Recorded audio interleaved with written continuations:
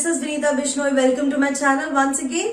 तो आज जो हम टॉपिक डिस्कस करेंगे वो एंडो मेम्ब्रेन सिस्टम का सेकेंड ऑर्गेनल है, that is Golgi apparatus. So Golgi apparatus को हम Golgi complex and Golgi body भी बोल सकते हैं। So these three names you can give it to Golgi. अब ये जो गोल्गी बॉडी है, first morphological structure it was given by Camillo Golgi, that is why हम इसको गोल्गी अपैरेटस, जो गोल्गी वर्ड है वो साइंटिस्ट के नेम से ही आया है। तो उन्होंने मॉर्फोलॉजिकल स्ट्रक्चर स्टडी किया था कि बाहर से कैसा दिखता है, and then it was keenly observed by George in his experiment. Now अगर हम गोल्गी अपैरेटस की बात करते हैं तो पहले हम उसका साइज देखते हैं। तो जो सिक्रीटरी सेल्स होते हैं like pancreatic cell, liver cells, तो सिक्रीटरी सेल्स में उनका साइज बहुत बड़ा होता है as compared to non secretory cells. Non secretory cells में लाइक मसल सेल कुछ सिक्रीट नहीं करते, तो उनके अंदर जो साइज है इसका स्मॉलर होगा। सो it is smaller and bigger. If you talk about number, तो हर एनिमल सेल में सिर्फ एक ही गोल्गी अपैरेटस होता है, whereas in case of plant cell 6 to 12 Golgi apparatus can be there in one cell. Position vary करता है। Vertebrates के case में जो गोल्गी apparatus है दैट इज पेरीन्यूक्लियर। पेरीन्यूक्लियर मतलब वो न्यूक्लियस के पास होता है, न्यूक्लियस एंडोप्लाज्मिक रेटिकुलम के पास होता है। इस ऐसा गोल्गी apparatus जो फिक्स्ड पोजीशन पे रहता है, जैसे कि वर्टिब्रेट्स के केस में उसे हम लोकलाइज्ड फॉर्म कहते हैं। Fine, so it is near the nucleus, क्योंकि इसका जो फंक्शन है वो एंडोप्लाज्मिक रेटिकुलम से कनेक्टेड है। दूसरा, वर्टिब्रेट्स के केस में it is localized, means it is there in a particular position, fixed position, that is perinuclear position. Best seen in endocrine cells, इसका जो बेस्ट स्ट्रक्चर होता है आप सिक्रीटरी सेल्स के अंदर देख सकते हैं, और जो एंडोक्राइन सेल्स होते हैं जो हार्मोन सिक्रीट करते हैं उसमें आप इनको बहुत अच्छे से ऑब्जर्व कर सकते हैं, that is in thyroid cells, pancreatic cells, इन सब में इनका स्ट्रक्चर बहुत प्रोमिनेंट दिखता है। इनवर्टिब्रेट्स और जो प्लांट्स होते हैं उनके केस में you will find that it is having diffused form. ठीक है, डिफ्यूज फॉर्म मतलब they will be scattered in the cytoplasm, there is no fixed position of Golgi apparatus in case of invertebrates and plants. Then if we talk about shape जो होता है वो pleomorphic होता है। Pleomorphic means they can change their shape according to the function. तो जो ज्यादा जैसे सिक्रीटरी सेल्स हैं उनमें ये ज्यादा अपने शेप जो होंगे चेंज करते रहेंगे as compared to non secretory cell. तो मैंने आपको बताया इसके size, number, position and vertebrates invertebrates के केस में कैसा होता है और शेप कैसा होता है। अब अगर हम गोल्गी अपैरेटस की बात करें, जो मैंने आपके सामने डायग्राम बनाया है, so this is the cisternae part. ये जो लॉन्ग ट्यूबुलर पार्ट होता है इसको हम सिस्टर्ने बोलेंगे। This structure is ultra microscopic structure of Golgi apparatus. ठीक है, तो ये भी आप याद रखना। तो मैं जो ये ड्रॉ कर रही हूं, what is this? These are the cisternae, इनको हम बोलेंगे सिस्टर्ने। उसके बाद there are two spherical bodies, you can see small spherical body is called vesicle and large spherical body is called vacuole. So Golgi apparatus तीन चीजों से बना है, one is cisternae, vesicle and vacuoles। तो आप यहाँ पे अच्छे से स्ट्रक्चर्स को देख सकते हैं। अब आप देखोगे कि एक पार्ट जो है गोल्गी apparatus का वो है कर्व्ड, कॉन्केव है, और जो कॉन्केव वाला पार्ट होता है उसको सिस फेस या सिस फेस भी बोलते हैं, सिस फेस, एंड उसे फॉर्मेटिव फेस भी बोलते हैं।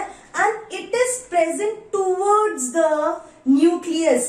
ये जो पार्ट है ये न्यूक्लियस की तरफ होगा, कॉन्वेक्स वाला पार्ट, फॉर्मेटिव पार्ट, क्योंकि न्यूक्लियस से एंडोप्लाज्मिक रेटिकुलम से जो भी कंटेंट आ रहा है it will diffuse to this part.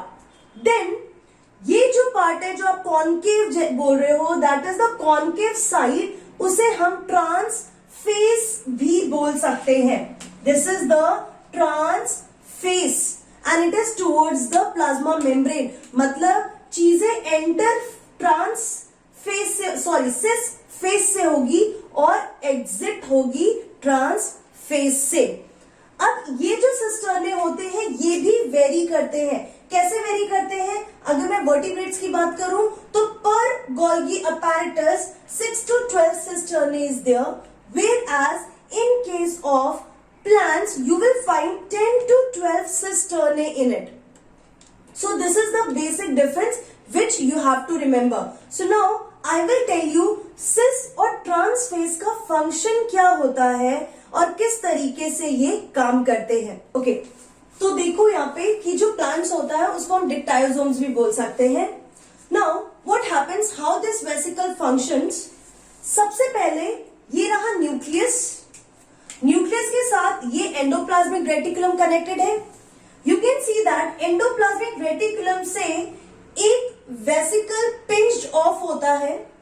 That vesicle will have proteins and fats into it which will be processed, which has to go for procession in the Golgi apparatus.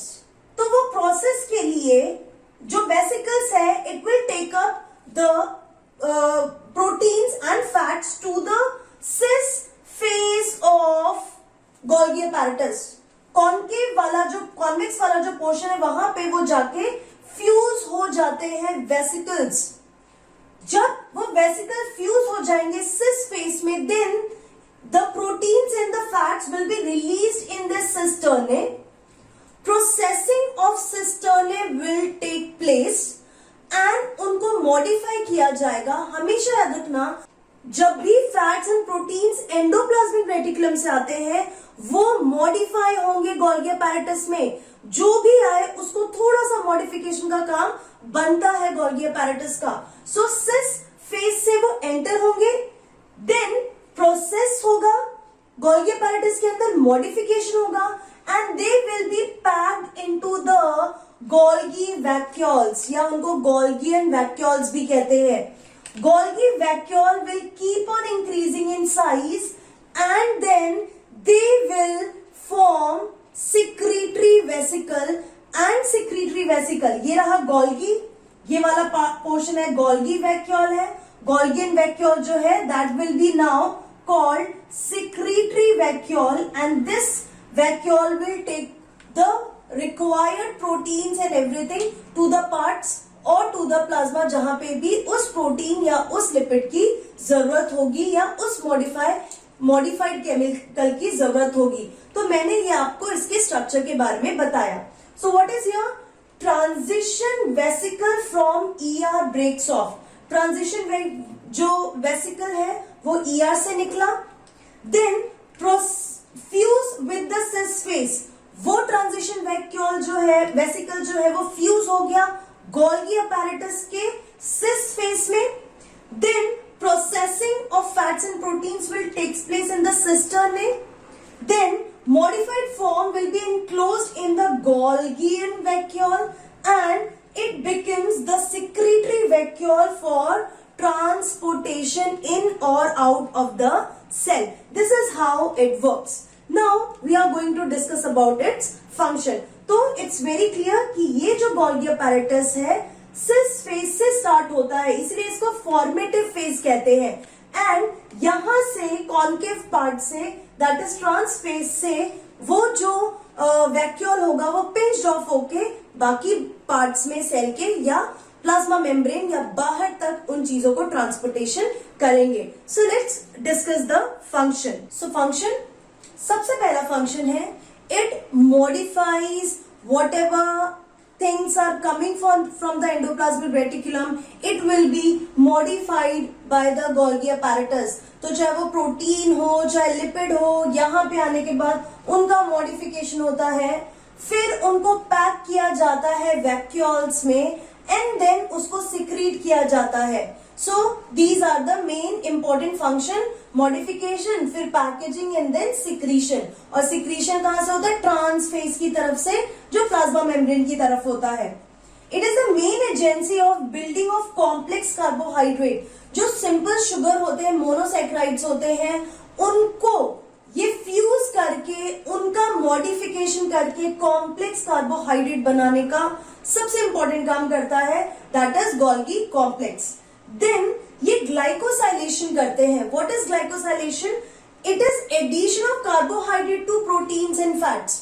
तो यहाँ पे modification हो रहा है. जो प्रोटीन आए थे, जो लिपिड्स आए थे, उनको मॉडिफाई किया गया, उसमें कार्बोहाइड्रेट्स को ऐड करवाया गया, दैट इज ग्लाइकोसाइलेशन. तो जब प्रोटीन्स और कार्बोहाइड्रेट को फ्यूज कराया जाता है, रिएक्ट करवाया जाता है, उसको ग्लाइकोप्रोटीन्स कहते हैं. एंड आपको पता है जो ग्लाइकोप्रोटीन्स होते हैं, those are on the surface of the cell and that is for the cell identification. वो सेल को आइडेंटिफिकेशन में हेल्प करते हैं, जैसे कि ऑर्गन ट्रांसप्लांटेशन में. ऑर्गन ट्रांसप्लांटेशन में कैसे पता चलता है कि ये अपना सेल है? WBC को, टी सेल्स को कैसे पता चलता है ये अपना है या पराया सेल है, सेल्फ है या नॉन सेल्फ सेल है? By this identification. इसको चेक करके पता चल जाएगा कि अपने हैं कि नहीं. So it is for cell identification. Second one is lipid with carbohydrate. It is glycolipids. Glyco मतलब carbohydrate. It is there for the protection of the cell. Cell की प्रोटेक्शन में ग्लाइकोलिपिड्स वर्क करेंगे. Then acrosome of sperm. जो भी sperm head होता है, this is the sperm head. तो ये जो स्पर्म हेड है, that sperm head will have this dense, that is modification of Golgi apparatus. इसके केस में, इन केस ऑफ स्पर्म, जो न्यूक्लियस होता है, न्यूक्लियस के ऊपर एक डेंस स्ट्रक्चर होता है which is acrosome, which contains the enzyme for digestion of the egg membrane. Egg की मेम्ब्रेन को डाइजेस्ट करने के लिए यहाँ पे एक्रोसोम के अंदर एंजाइम्स होते हैं, and this acrosome is nothing but modified form of Golgi apparatus. Then it helps in secretion of hormone. Example, thyroxine hormone का सिक्रीशन करने में हेल्प करता है. Then very important is Golgi apparatus is responsible for formation of lysosome, और उस lysosome के अंदर hydrolysing enzymes होते हैं, and those enzymes are packed in the lysosome, and lysosome is formed by Golgi apparatus. So don't forget this. This is very important point. Then जो pectin होता है, that is produced, क्योंकि modified form है. सो pectin जो है, ये cell wall formation के लिए, जहां पे मिडिल लैमेला का फॉर्मेशन होता है, that pectin is also produced by, that is also secreted by this Golgi apparatus. Then जब भी सेल प्लेट बनता है ड्यूरिंग द सेल डिवीजन, तो सेल प्लेट के पास जो प्रोटीन एंड सेल्यूलोज जाता है, दैट इज मतलब जो भी सेल वॉल के लिए एक्यूमुलेशन होता है सेल प्लेट के आसपास प्रोटीन एंड सेल्यूलोज का, that is because of Golgi apparatus. Protein and cellulose of cell wall accumulate in Golgi apparatus for deposition during the cell division. तो सेल डिवीजन के time पे, this is the cell division के time पे, यहाँ पे जो cell plate बनता है, सेल प्लेट के आसपास सेल वॉल बनाने के लिए जो प्रोटीन एंड सेल्यूलोज होते हैं, that is also stored in this Golgi apparatus. और जैसे ही सेल प्लेट बन जाएगा, Golgi apparatus will send these things for the formation of cell wall. So these are the important function. तो सबसे ज्यादा आपको याद रखने की जरूरत है कि मॉडिफिकेशन में, फिर उसको पैक करके सिक्रीट करने में हेल्प करता है.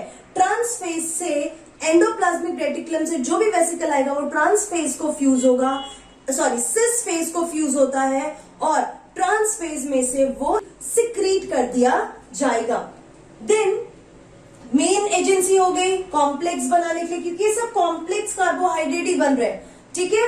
देन ग्लाइकोसाइलेशन होता है, एक्रोसोम फॉर्मेशन होता है। So these are very important function. So this is all about the structure, function and the general characteristic of Golgi apparatus. See you in my next video. Till then, keep learning and be safe.